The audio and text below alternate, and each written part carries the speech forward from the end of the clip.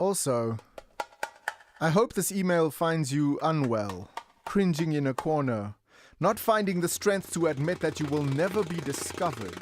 That at the end of your little session on a planet, very few people would even have noticed your massive hairstyle decisions, your brave calls, your big moments on dance floors, behind steering wheels, on beaches, on bitches, in bathrooms, in your clever social media puns. And when you are gone, a handful of millennials might puke some emojis on your wall with their left eye strapped onto an anime episode and their right hand strapped onto some other kin. What am I thinking? Really? That's how you cue me?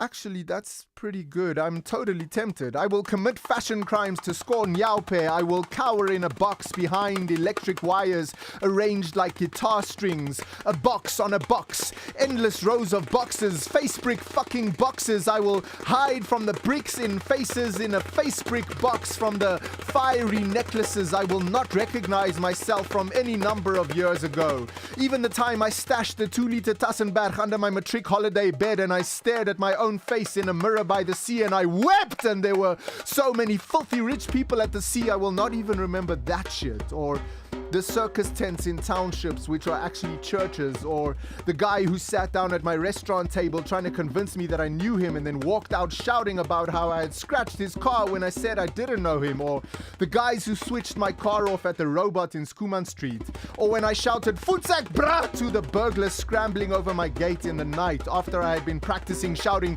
"Tamaya Tutsi" in my head for years. All of this will be in my email signature, my Twitter bio.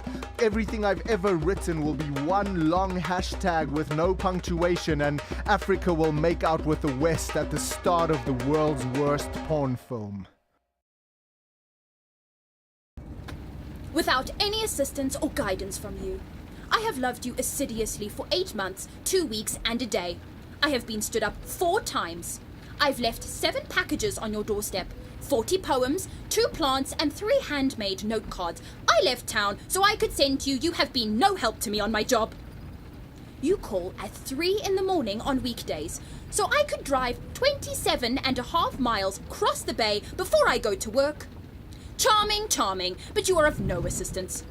I want you to know this was an experiment to see how selfish I could be. If I would really carry on to snare a possible lover. If I was capable of debasing myself for the love of another. If I could stand not being wanted when I wanted to be wanted and I cannot. So, with no further assistance and no guidance from you, I am ending this affair.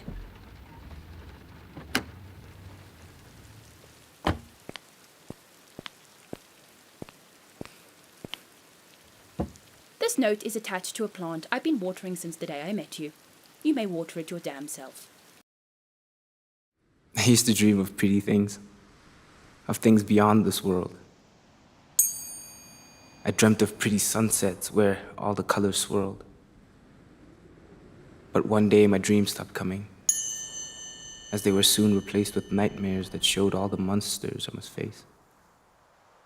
In the desert, I saw a creature, naked, bestial.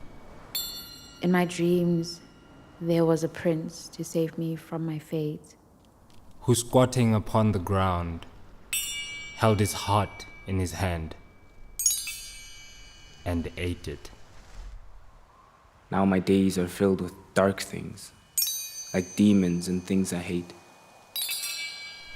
I said, "Is a good friend." I used to dream of pretty things, of all things beyond this world. I dreamed of pretty sunsets where the colors all swirled. I said, "Is a good friend." "It is bitter, bitter," he answered. I thought I'd be forever stuck. With no way to be free.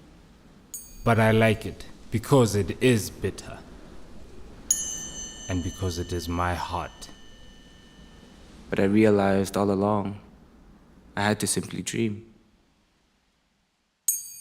I used to dream of pretty things, of things beyond this world.